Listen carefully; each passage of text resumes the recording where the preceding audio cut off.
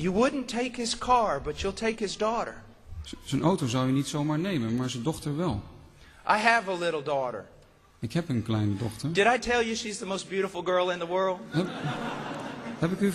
Heb ik u verteld dat ze het mooiste meisje in de wereld is?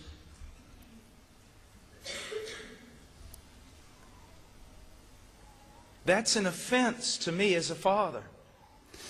Dat is een belediging naar mij toe als vader. There was a time, even in European culture, that if you would have done that, they would have whipped you publicly. Do you realize that? Er is een tijd geweest, zelfs in Europa, dat als je zoiets zou hebben gedaan, dat je in het openbaar daarvoor zou worden gestraft. Secular authorities would have whipped you publicly. Gewoon de overheden zouden je daarvoor hebben gestraft. And you would have been considered a horribly immoral man. En als je dat zou hebben gedaan, dan zou je in de toenmalige tijd worden beschouwd als een zeer immoreel iemand. But what the world used to think was horribly immoral just a few decades ago. Maar wat de wereld een aantal tientallen jaren geleden beschouwde als zijnde not done. We as Christians now practice without even a thought. Dat doen wij als christenen vandaag de dag zomaar zonder erbij na te denken. Did you ever look at the Old Testament? Heb je wel eens gekeken in het Oude Testament? And you see Israel go into the temple and worship God. En we zien Israël die naar de tempel gaat om God te aanbidden. Then they walk out of the temple and go into the temple of Baal and worship Baal. En dan gaan ze de tempel uit en dan gaan ze naar de tempel van Baal om de Baal te aanbidden. And then God judges them. En dan oordeelt God hen. And they can't figure out why. En ze vragen zich af waarom. What's the problem? Wat is het probleem? And we read that. En wij lezen dat. And we go, why are you so blind? En we zeggen tegen Israël, waarom zijn jullie zo blind? You've done horrible Jullie hebben things. verschrikkelijke dingen gedaan. Terrible immorality. Verschrikkelijke immoraliteit. Idolatry. Afgoderij. How is it that you can't see that? Hoe is het mogelijk dat jullie dat niet zien? Do you see that we do the same thing? Maar zie je niet dat wij precies hetzelfde doen? We violate principles that even secular unbelieving people used to hold to. And we can't see why there's not God's blessing on our life and our Wij churches. gaan zomaar tegen bijbelse principes in die vroeger zelfs niet-bijbelse mensen beschouwden als helemaal verkeerd. En dan vragen we ons af waarom er zo weinig zegen is in onze kerken. Now, before you go to her father, Nou, voordat je haar vader benadert, you need to go to yours. moet je ook je eigen vader benaderen. Proverbs 4:1 says, "Hear, O sons, the instruction of a father." Spreuken 4 vers 1 zegt, hoort, o zonen, de onderwijzing van een vader. And you need to talk to your father. En het is belangrijk om met je vader te praten. You need to ask his opinion. En je moet zijn mening erover vragen. The problem is most fathers really don't care. Het probleem is dat de meeste vaders daar helemaal niet om geven. But let's create a perfect situation for a moment. Maar laten we proberen het ideale plaatje te schetsen. One day my son comes to me Op een dag dan komt mijn zoon naar mij toe. and he says, "Father, I'm very interested in this young lady at En church." hij zegt tegen mij, vader, ik ben erg geïnteresseerd in dit meisje in onze kerk. And I say, "Well, that's wonderful. Tell me En ik about zeg it." tegen hem, oh, dat is fijn, en vertel me er eens He over. says, "Well, Father, I think about pursuing her and maybe talking to her father about, establishing some sort of a courtship." En mijn zoon zegt, nou, ik denk erover na om misschien haar te benaderen en eerst haar eigen vader te benaderen over wat hij ervan vindt om misschien verkering met haar aan te gaan. As his father, I may say, "That's wonderful." Als zijn vader kan het zijn dat ik dan zeg, You're 18 dat is heel mooi. You're 18 years old, but you have grown to be a fine man. Je bent 18 jaar, maar ik zie dat je bent uitgegroeid tot een echte jonge man. I'm proud of you, son. Ik ben trots op je zoon. I give you my blessing. Ik geef je mijn zegen. Or I may have to say this. Maar het zou ook kunnen dat ik dit tegen hem moet zeggen. Son, you have made great progress in manhood. Zoon, ik zie dat je grote stappen vooruit hebt gezet richting het man worden. And I'm very proud of you. En daar ben ik heel trots op. But I do not believe this is the time. Maar toch geloof ik dat het nu niet de tijd is. You still have much to learn.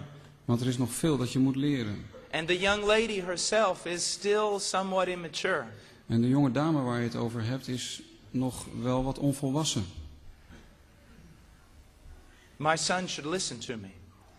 En dan behoort mijn zoon naar mij te luisteren. You say, well, who do you think you are?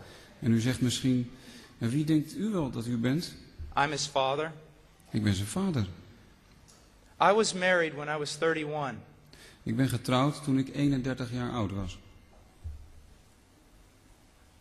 When first talking to my wife's father, Toen ik voor het eerst sprak met de vader van mijn vrouw, he said no. zei hij tegen mij, nee. He wasn't a believer.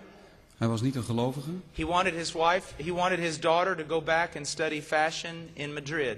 Hij wilde dat zijn dochter terug zou gaan om over mode te studeren in Madrid. He did not want her marrying a missionary. Hij wilde niet dat zij zou trouwen met een zendeling. He said no. Dus hij zei nee. And so what did we do? Dus wat deden we? We obeyed him. We hebben hem gehoorzaamd. We honored him. We hebben hem daarmee geëerd. 6 months later, he sent word to me. 6 maanden later schreef hij mij een brief. He said, you can enter into a relationship with my daughter. En toen zei hij tegen mij, je kunt een relatie met mijn dochter aangaan. He said, never in all my life would I ever imagine that a young man would honor me in such a way. Hij zegt, ik had me nooit kunnen voorstellen dat ooit in mijn leven een jonge man mij op deze manier zou zijn gaan eren. You kind of have to practice what you preach. Het is belangrijk dat je in praktijk brengt wat je predikt. Now there are, and I want to say this very clearly, there are circumstances when that may not apply. Nou, ik wil ook dit daarover zeggen. Er zijn natuurlijk omstandigheden waarin dit niet van toepassing is. I didn't really have to submit to him. Ik hoefde eigenlijk me niet echt aan hem te onderwerpen. Because it says, children, Want er staat, obey your father and mother.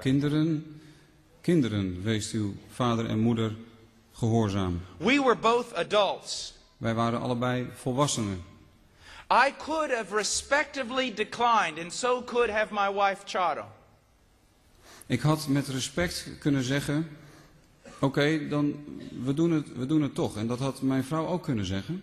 We could have said, we greatly respect you, but we are adults and we have prayed about this and we believe we ought to marry. We hadden kunnen zeggen, we hebben veel respect voor u, maar wij zijn volwassen, we hebben hiervoor gebeden en we denken dat we het toch moeten doen. But we wanted to honor her father. Maar wij wilden haar vader hiermee eer bewijzen. And we wanted to provide a testimony to him of Jesus Christ. En wij wilden hem ook een getuigenis geven van Jezus Christus. And we believe in the sovereignty of God. En wij hebben veel vertrouwen en wij geloven in de almacht en de soevereiniteit van God. If God wants me to marry that woman, no one's going to be able to stop Als God wil dat ik met deze vrouw trouw, zal niemand in staat zijn om mij hiervan, om dat te voorkomen. But let's say my son says, Dad, she's, I really want to pursue it. And I say, son, I'm proud of you. Go talk to her father.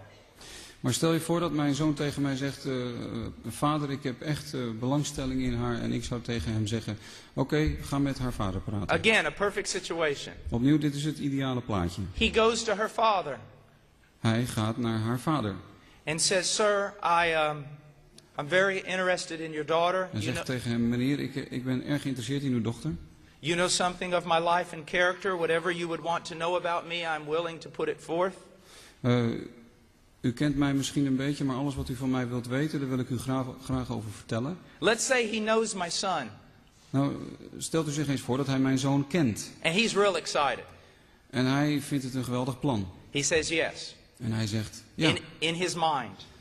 Bij zichzelf. But he should not say yes to my son.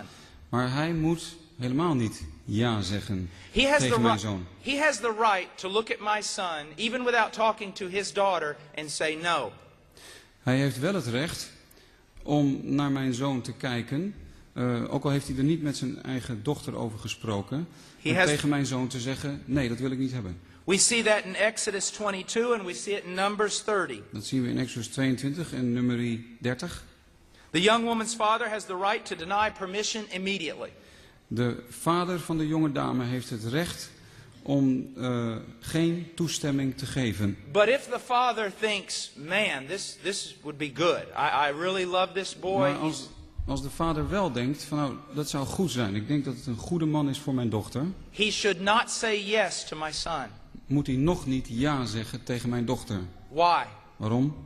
He should go talk to his daughter. Omdat hij eerst met zijn dochter moet praten. Just because the father's in agreement doesn't mean the daughter is. Alleen omdat de vader het ermee eens is, wil nog niet zeggen dat de dochter het ook een goed plan vindt. Now listen to me, father. Nou, vaders, luister naar mij.